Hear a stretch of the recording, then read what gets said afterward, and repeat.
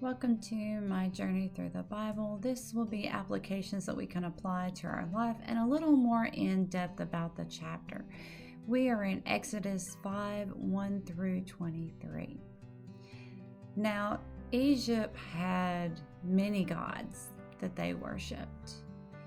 So, in Pharaoh's mind, he was thinking, who is this God of the Hebrews? Who is the God of Israel? These people are enslaved. Their God can't be that mighty, or he would have protected them. He would have taken them out of the situation.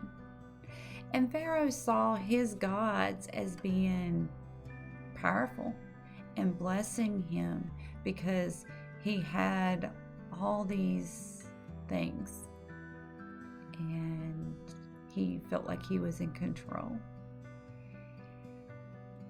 Now, many times I think when we talk to other people about God, they may sometimes feel the same way. They may feel like we're in an evil world and there's so much bad that happens. How can there be a God? How can there be a God through all of this evil that you see around you? And there will be some that will reject anything that we say about God, about our faith and what we believe in. And that's okay, because they rejected Jesus too. They didn't want to listen to him. And even with all his power and all his glory, they wouldn't listen. So why should we be any different? But even though Jesus was rejected by many, he also loved several people. A unnumberable amount of people's lives were changed because they met Jesus, because Jesus came into their life and he healed them and he showed them something new and something better. Now, while we are not Jesus, we can still show love to others. We can show them that there is love in the midst of all the evil and midst of all the problems. There is still some good out there, and we can be the ones to show them that. Now, we also see that the Israelites come to Moses and to Aaron, and they're so upset. Here, you went and talked to Pharaoh, and now you just made our life even worse. I think sometimes people think that when they make this commitment to God and they get in this relationship and they think, yes, I want to change my life, I want to change my direction. Sometimes they have a false sense of hope that, well, if I do this, then all my problems will be solved. I won't have any more problems. I won't have any more hardships in life. And that just isn't true. When we follow Jesus, when we're trying to obey God, many times there will be a heavy price that we pay.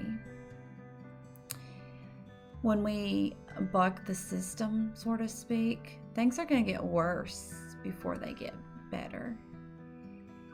And in an evil world, people don't always want change. They are comfortable where they're at, and they don't want to rock the boat. And plus, change is hard. It's hard to suffer and go against the crowd or against the bulk of people. But we have to realize that when we face hardship, that problems exercise our faith and they develop our character by teaching us to trust God and to do the right thing. And we have to look for ways to honor God and worship God, even in the midst of our problems. And we have to remember that God never abandons us. God never leaves us alone.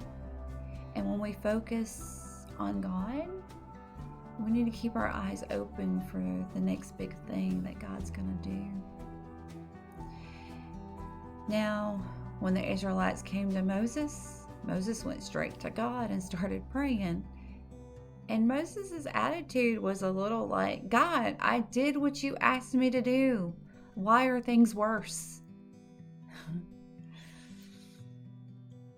And, it's okay to ask questions. It's okay to wonder why, if I'm doing the right thing, why am I hurting?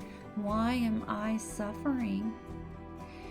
But we have to remember that we don't always see the bigger picture. We only see the here and now. And that our suffering, our hardship, our pain is for a much bigger purpose in God's plan.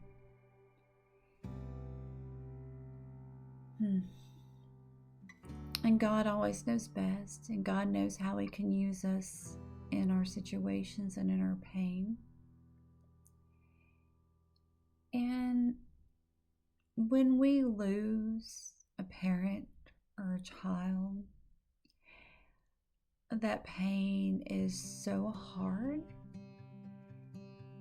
But with time, we learn how to handle it and go through it.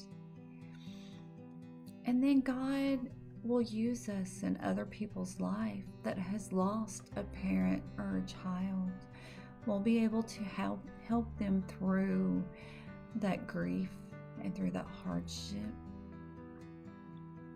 When you have a rebellious child and you're struggling through all the pain and the heartache and trying to help your child, down the road, you're going to run into somebody else that has a rebellious child, that you can pray for them and you can try to help them through a very painful situation. When we make bad decisions and we suffer from those decisions, down the road, we'll see people that make bad decisions as well, and we'll be compassionate with them. We'll be more sensitive because we've experienced something similar to that.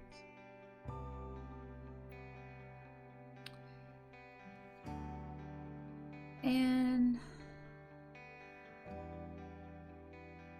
we go through problems and trials, and when we suffer, don't pity yourself. Know that God's going to use this for a bigger, better purpose in life. And God is preparing you for something greater. And when we're done with all of our suffering, we will see a bigger picture that'll make us think, wow, that was worth all that suffering to see this now and to help somebody else. May God be with you in everything and in every way.